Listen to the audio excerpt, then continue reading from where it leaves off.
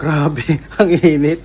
Pawis na pawis ako, guys. May nagpapa-G-Gives convert kasi sa atin kanina. Binigay niya na sa akin yung kanyang GCash number, pati yung MPIN niya. Ako na daw mag-process.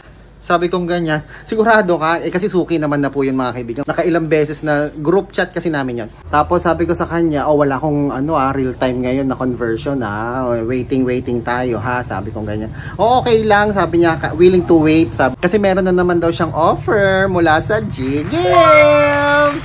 So, suki na natin yan. Actually, first niyang transaction with me was last December. Tapos, yung friend niya, nirecommend niya nung January. At ngayong March naman, mga kaibigan, nagkaroon daw siya ulit ng panibagong offer. Ito yung offer, text message. Kinongratulate siya, guys. Ayan congratulations. You are now eligible again for another G-Gives, shop now, ganyan till you die.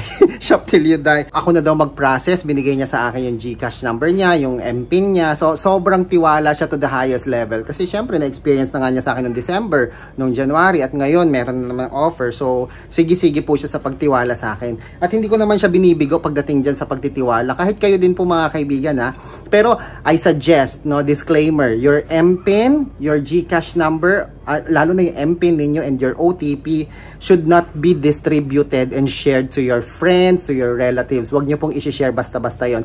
Ito kasi discretion po niya, dahil yung tiwala niya sa akin to the highest maximum levelation na po mga kaibigan. So to cut the long story short, ang kailangan ko lang sa kanya is OTP. Nung malapit na akong matapos sa process, alam nyo ba kung ano yung nakita ko? Bago ko po sabihin sa inyo yung nakita ko, iinom muna ako ng mainit na tsaa sa mainit na panahon. Ang sarap nitong tsaa. Nagtsatsaa ba kayo? Ito palang tsaa na to mga kaibigan, gawa ng tatay ko. Thank you so much to my tatay.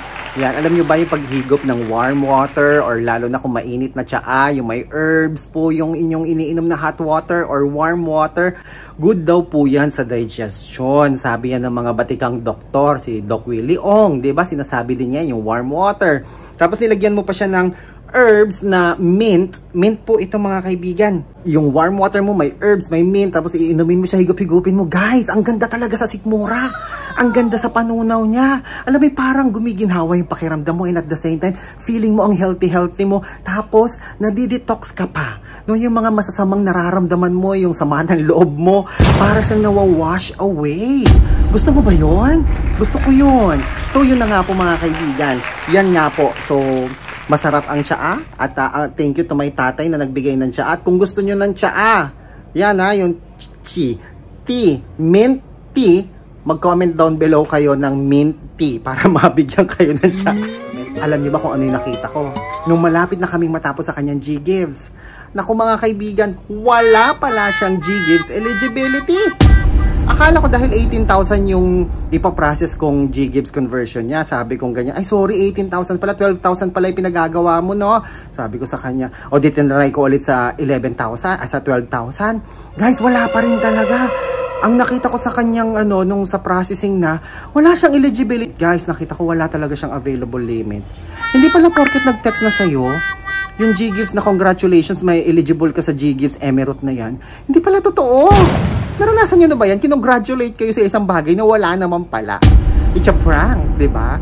So, yun na nga po yung nangyari mga kaibigan. At sa lahat ng mga nais magpa-G-Gives Cash Convert, ladies and gentlemen, G-Gives to G-Cash, please comment down below and please click the link found in the comment section.